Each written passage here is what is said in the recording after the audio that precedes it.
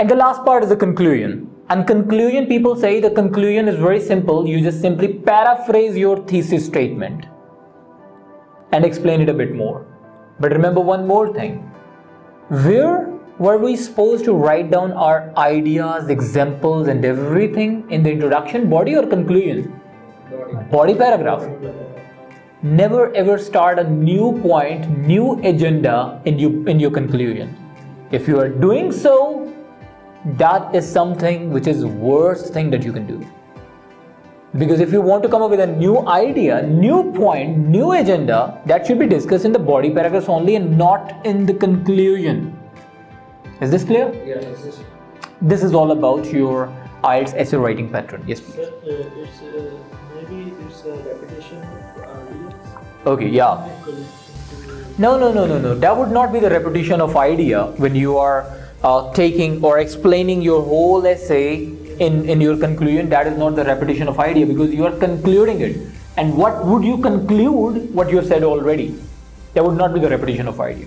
And there are a few more suggestions. Thank you for using the word repetition. Remember, in writing, repetition of words is not allowed. It's a crime. It's a sin. It's illegal. Not allowed at all. Do not repeat your words.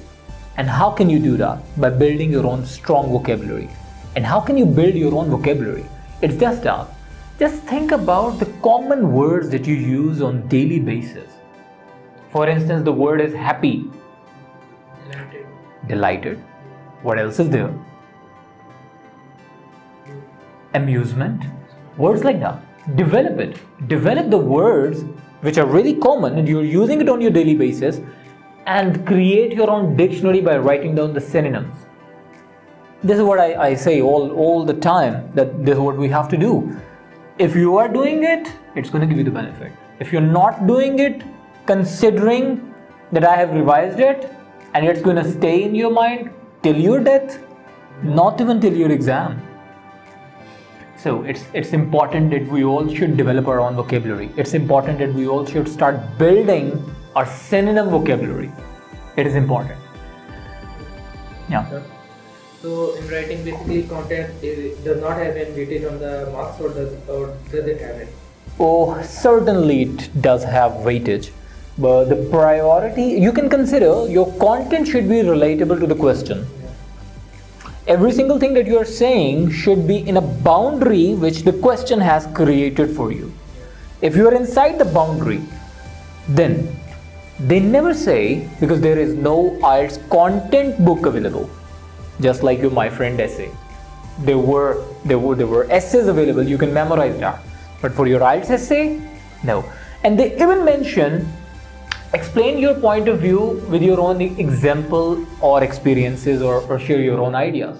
It means when Hina is writing an essay, her example would be different. When you are writing an essay, your content, your examples would be different, your experiences would be different.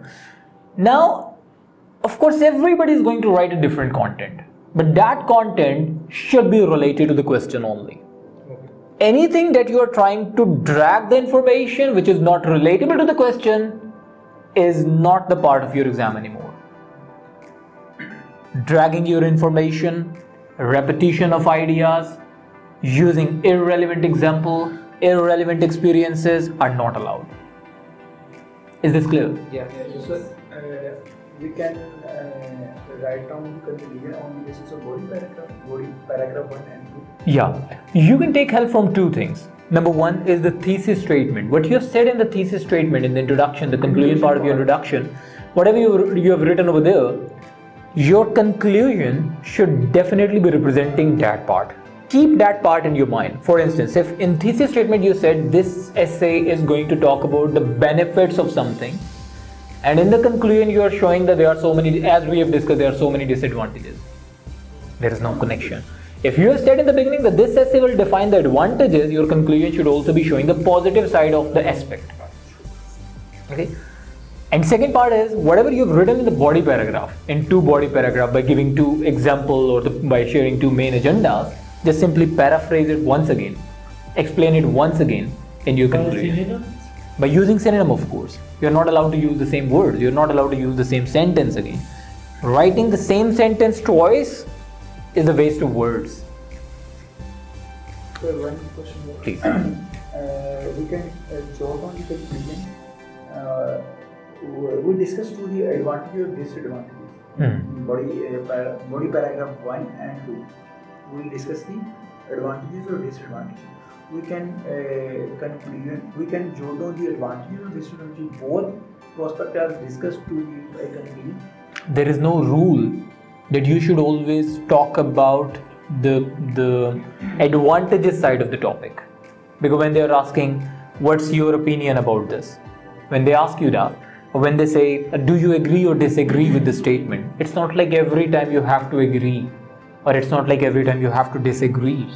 You can agree if you really do so, you can disagree, and you can also partially agree or disagree. That there are few factors due to which I agree with this thing. However, there are other aspects as well. That defines your essay. If you are totally on the agree side, then your conclusion would also explain the same thing. If you are totally on the disagree side, your conclusion would also be about the same thing.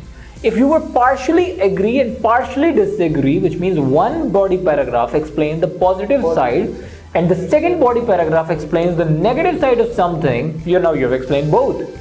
Then you can say that as you can see, the topic is taught between the positive and the negative, or there are the positive and also the negative aspect that depends on the people. Now this would be the conclusion. That depends on your own perception, that do you agree, disagree, or partially agree or disagree. Any further question? So, writing score. I have one question. When we saw on listening or reading questions, we know it's a right and wrong question. We identify our score.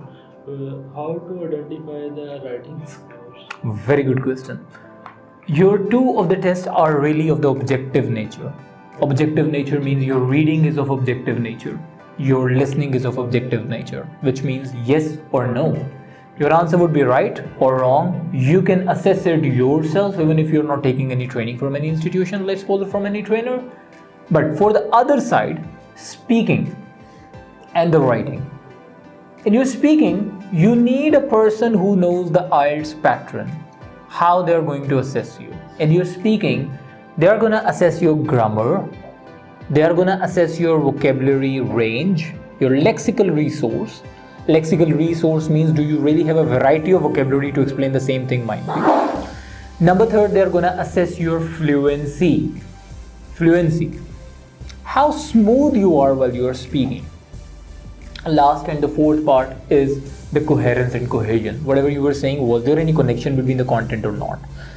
Now there is no tool to objectify your band just like your listening and reading, but this would be more like an assessment thing of your examiner. Okay, same as for writing. Just as I told you, in the other essays you can write the hook statement, but in IELTS essay you cannot write that. Same as there are few specific things that your IELTS examiners are expecting from you, that you should not be repeating a word. Might be if you are writing a letter to your boss, you can repeat the word, but not in the IELTS essay. If you're writing a column for a newspaper, you can repeat the words over there, but not in the IELTS essay. Not recommended over here. Only the IELTS examiner, who knows that what are the requirements, only they can assess your language. An IELTS trainer, IELTS instructor can help you with these things, that they are going to assess you on the basis of these things. And you should make these things as your strength instead of your weaknesses. You got it? Any further question for your IELTS essay writing? Is this clear? Yes. Sir, can you explain about the academic essay part 1? No. Part 1 is totally different. Academic is the pie chart, is the graph, is the diagram explanation. But before that, let me tell you one more thing about the IELTS essay writing, and after that I'm going to conclude this section. In IELTS essay writing, there is one more thing, just as I said earlier, that sometimes we make unconscious spelling mistakes. And sometimes we consciously know that we do not know the correct spelling of this word. Now what we do? We just ignore the word. We do not practice for that spelling. If there are any spelling that, not during your exam, in your preparation, you should try to write more and more and more, so that if you experience any word which you take it like you are not aware of the correct spelling, or you are not very fluent in writing the correct spelling of that word, you have to give it a thought all the time. Start practicing that word. Write down that word 10 times, 15 times. If you have written one wrong spelling unconsciously, still write that word down 10 to 15 times. And repeat it every time. And you can try it later on, after a week, after a month might be. That I should get really fluent in writing correct spelling of this word. There are so many words that we have been listening to, but when it comes to writing, we don't know the correct spelling. Because the pronunciation and the spelling are two opposite things. Yeah, because there are silent alphabets in your words in English. For instance, listen to me, fasten your belt. Now fasten, it doesn't give the sound of T, but when it comes to writing it, the T is there. The word is not listen. 2 days before I was in a conversation with a person and he said, have you ever listened to Alan Walker singer? Alan Walker.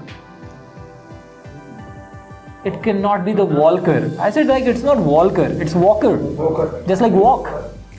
Walk. It can't be Alan Walker. So it happens that when we listen to something or when we read out something and we do not know the pronunciation of that word, we are confused between spelling and pronunciation.